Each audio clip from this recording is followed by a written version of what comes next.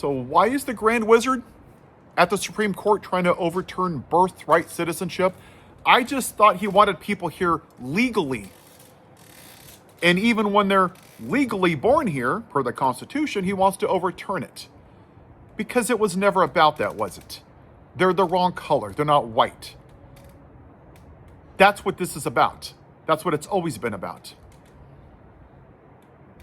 77 million people went to the voting booth and voted for a man that is a rapist, a child molester, who defends child molesters, who caused an insurrection, who led to the death of 5 officers, who didn't rent to, guess what, black people, who asked for the execution of black people, who questioned the birth of who? The first black president. Very fine people with who? That's right, white nationalists. Had dinner with Nick Fuentes, a what? A white nationalist. Who did he worship and send Air Force 2 down to worship? Oh yes, the racist piece of trash podcaster who said the roaming blacks are hurting the poor innocent white Christians. The blacks are taking the whites' jobs. They're replacing us. Oh, if the pilot's black, are they qualified?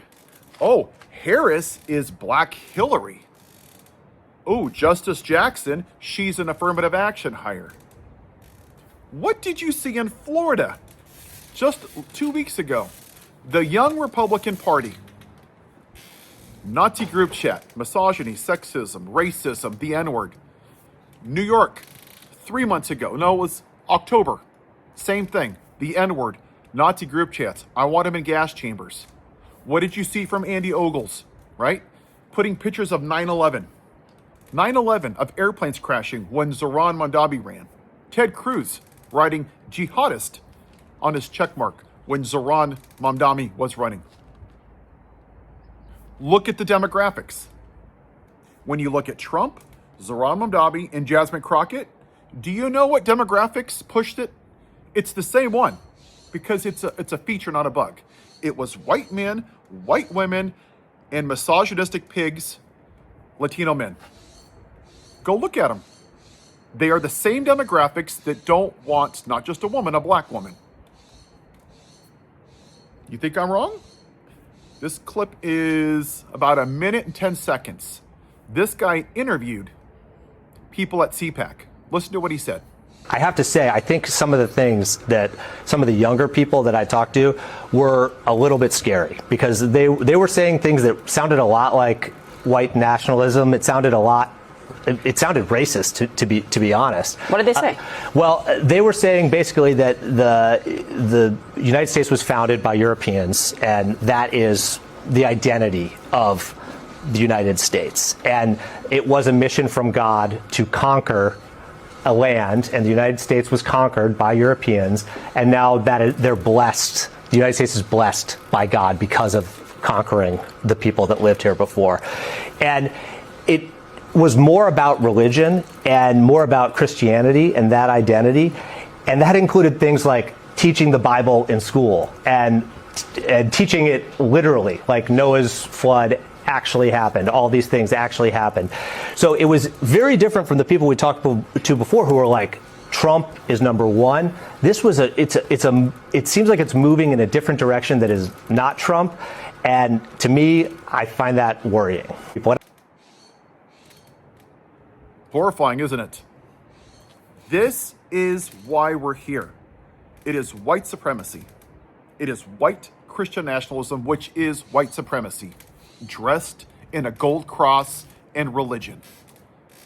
77 million people were convinced that a rapist white man, convicted felon, who cheats on his wife with a porn star, who is best friends with a pedophile, that was okay because they're law and order. But the brown person coming from Mexico was just a bridge too far. I just want them here legally. And now what are we doing? Oh yes, now the brown people can't be born here. That's what this is, people.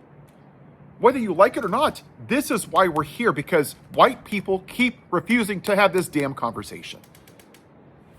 This country, in part, was triggered by a black man out in the White House instead of out in the fields picking their damn cotton. I don't care if you like it. facts don't like your feelings. They don't care about your feelings.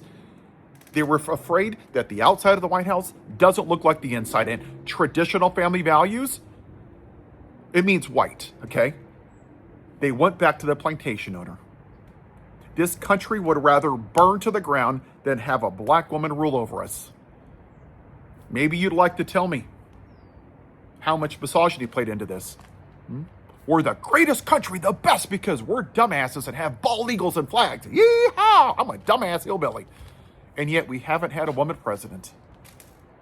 Yeah, I'm sure that has nothing to do with misogyny, even though 51% of our country are women. LBJ said something, and I'm going to modify it for today. This country will vote for a rapist, a pedophile, a felon, man who literally causes an insurrection, who talks about windmills and Hannibal Lecter over the most qualified black woman. That's why we're here. That is why we're here. It's not complicated, people, but you don't want to have that conversation because you don't want to change. You want to stay in your privilege. See, and we're here because it's built up over the time. Since 1619, that's what white people have done. They've ignored it and ignored it and ignored it and ignored it and ignored it and ignored it. So I am happy for one reason that Harris lost, is that now we have the chance to address it. And that's why I'm here. Are you going to have that conversation, or are you still going to wipe it under the rug?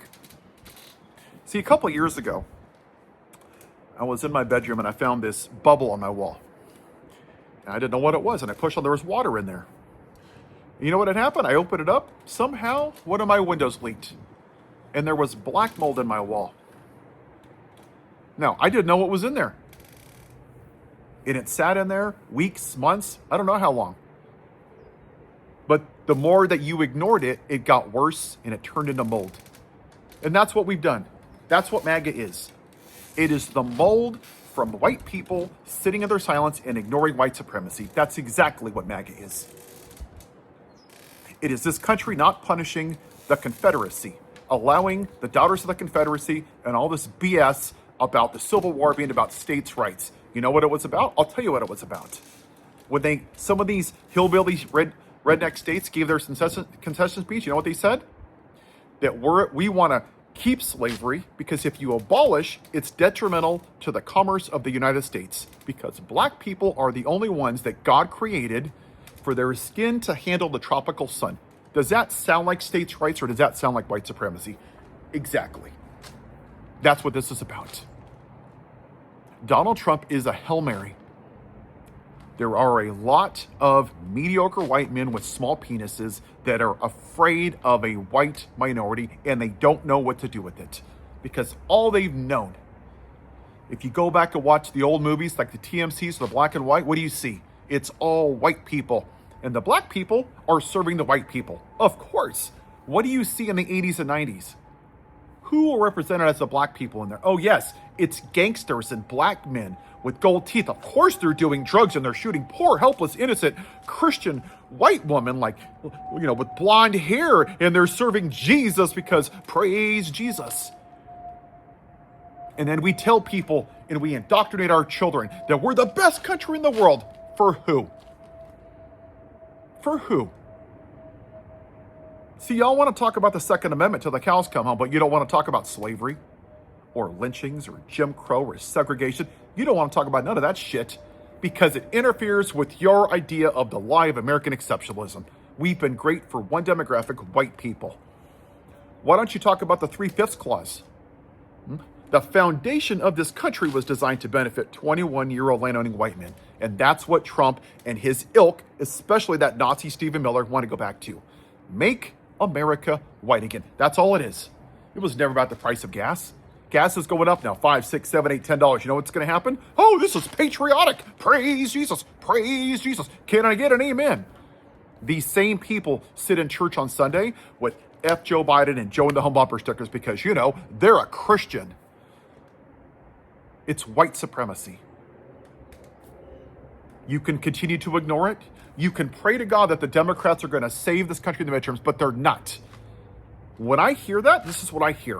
White people don't want the economy to go down the toilet. So you're going to ignore white supremacy and pray to God that we have a free and fair election and ignore it. I would rather have the Republicans win and have it burned to the ground, because until white people suffer a fraction of what it's like to be black, you ain't going to give a shit.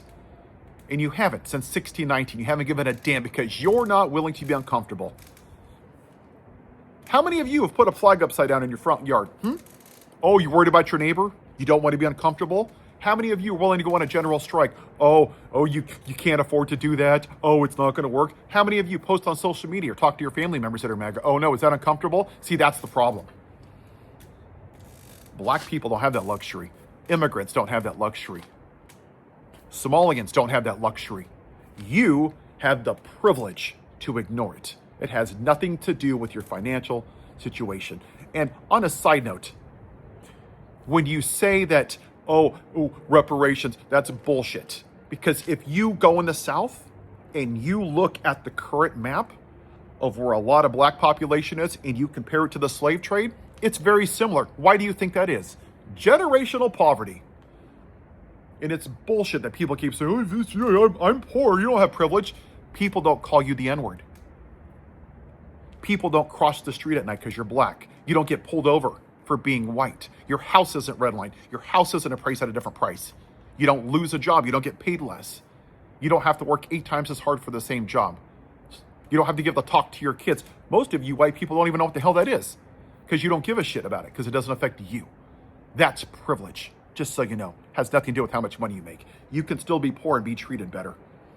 You could still be poor and homeless and be treated better than a rich black person because they get treated differently. They get looked at differently and they're just, it's not the same.